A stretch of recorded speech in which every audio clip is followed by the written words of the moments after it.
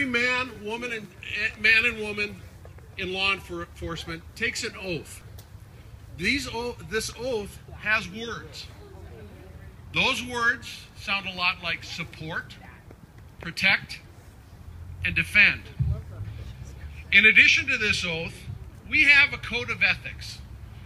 I'm going to just recite the first paragraph for you, and I want you to listen to the words.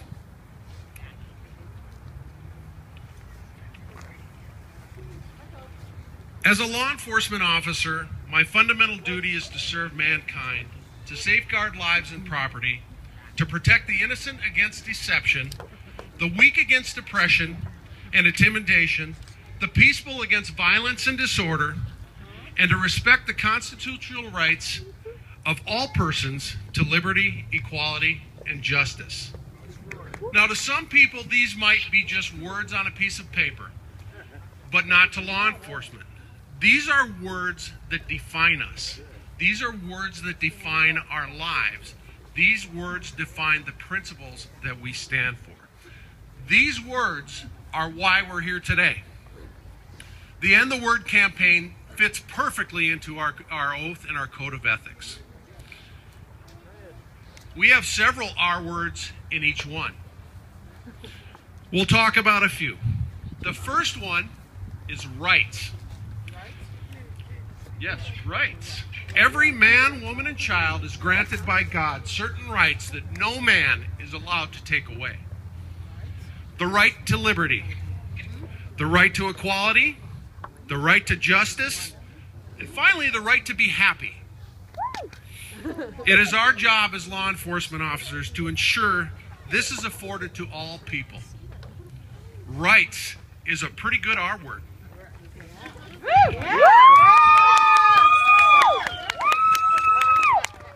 Another R word in our code that you will find is relentless.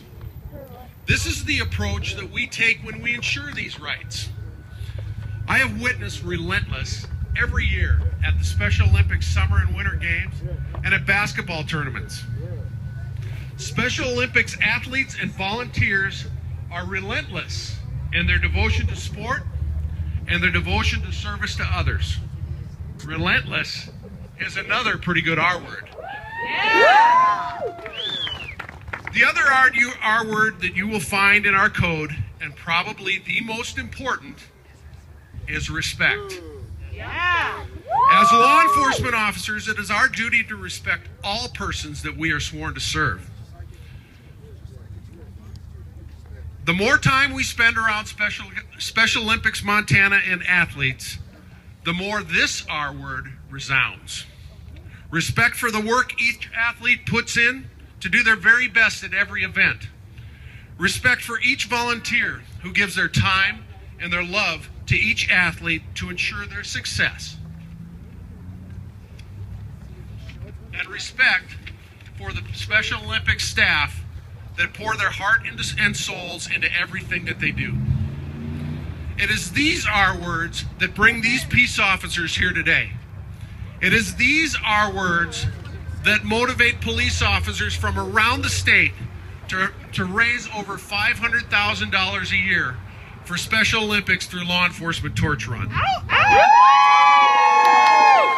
It is these R words that will bring us back year after year after year to stand alongside Special Olympics athletes. I'm going to close with a personal story. This is a good one. As most of you know, both of my children are heavily involved in Special Olympics. Betsy is an athlete. My daughter Hannah is a unified partner. And about 18 months ago, my daughter Hannah met a young man. I know it kind of bothers us all, but what they've learned from Special Olympics is friendships and experiences that will last a lifetime. This young man, Dylan Halverson, who athlete and friend Philip calls Dilly, is now a Special Olympics volunteer. Yeah. Last week at the Winter Games, Dylan made a comment to Hannah He said, you know, there's a lot of reasons why I am thankful for meeting you. But one of the most important reasons that he is thankful is because Hannah introduced him to Special Olympics. This is what this organization does for you. This is what these athletes do for you. They change your life. The impact of this organization on law enforcement and people in this community is profound. Thank you all for attending today.